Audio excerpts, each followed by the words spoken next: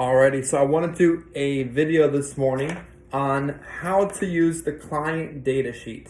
Now, the client data sheet is something that my agency uses, that I personally use, that I'll make available to anybody out there in the final expense industry. If you reach out, contact me, and need something to use in the home.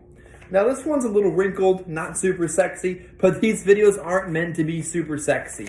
They're just actionable, practical, simple and short videos for you to watch and then for you to go out there and do the job. So the client data sheet that I use is designed to be filled out in the home.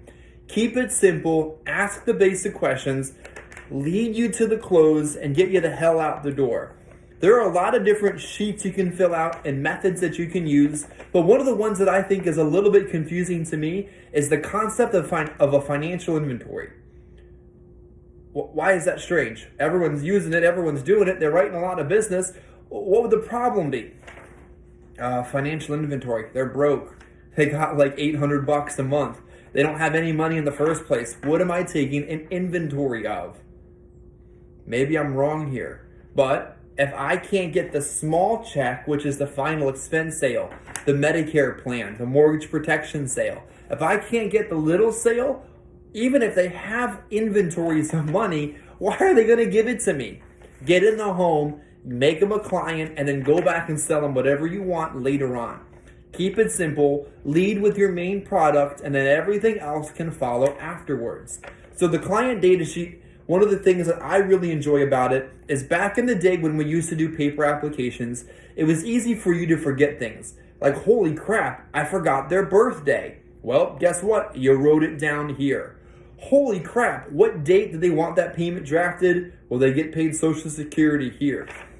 Holy crap, they don't have a bank account. Why am I going to fill out any of this other information? There's nothing I can show them. But in the day of doing e-applications, the day of finishing the app in the home, what do I need all this for? I'll tell you why. When you ask them to go get their medications, when you ask them to go get their policy, when you ask them to go get something, you can fill out this information and look busy. And when you put your head down and you start doing things, guess what happens? They go do things as well, and they do it a little less awkwardly.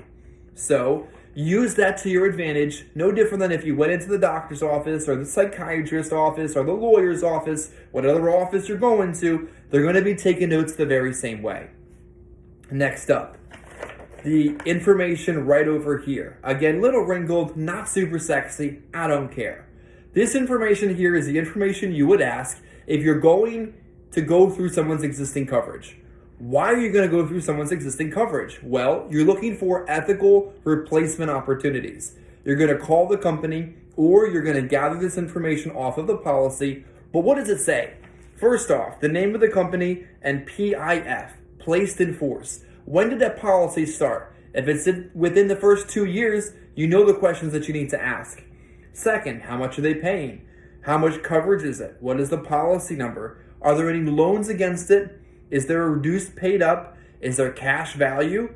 Is there cost of insurance if this is a universal life policy? And are there any surrender charges? See, all the information that I have here is all information that I've compiled from years of experience, learning what you need to ask, what you forgot to ask, what you don't need to ask, and what you need to get through the sale as quickly and as concisely as possible. Next, the underwriting. I have yes, no questions, and essentially 1, 2, 3, 4, 5, 6, 7, 8, 9, 10, 11, 12. The big 12 major conditions for you to figure out what they may or may not qualify for. Now, obviously, you can take this information, put it into insurance toolkits, and get a quick answer if you don't know the answer. But with this information, you essentially can do all of the underwriting necessary that's going to appear on a majority of the applications. And then what? You're going to write down the medications they take, the dosages that they take them for, so you can figure out quickly and correctly what product they qualify for. The primary doctor's information, all the information you would need for essentially any application is right here. Now, you move through the sale, you get to the end. Here's the cool part. You flip this over, and on the back side, you have your pitch sheet and your 3 option close. But let me show you something else. It doesn't get any simpler and yet a little OCD as this. Here you go. Now we're going to go over how to close. Bonus information. I probably am not going to put this in the title, but you're going to learn it right here. So Miss Johnson, let's go over what we talked about today. Grand finale. What I'm going to show you today is whole life insurance from the top company you qualify for based on your health. And at that moment, I point to her medicines to make a visual. The policy you pick out today, the cost will never go up. The policy can never cancel because you get older or sicker, and I'm using my pen to point because the eyes go where the pen goes. The policy builds cash value, and if you're ever diagnosed terminally ill, we can pay out ahead of time. Now, I'm going to show you 3 of the most popular plans that folks pick in this area. Tell me which one of these is best for you. And then you hand it to them. You unfold it, grand finale, big reveal. Here's your options. And guess what happens? They pick an option. Because during the course of your presentation, you've built credibility, you've built likability, you've established what the problem is, that you explained that you're a broker and you represent all of the options that there are. You shopped their health, you found them an option, you've shown them their option, and guess what? Now they're going to pick one.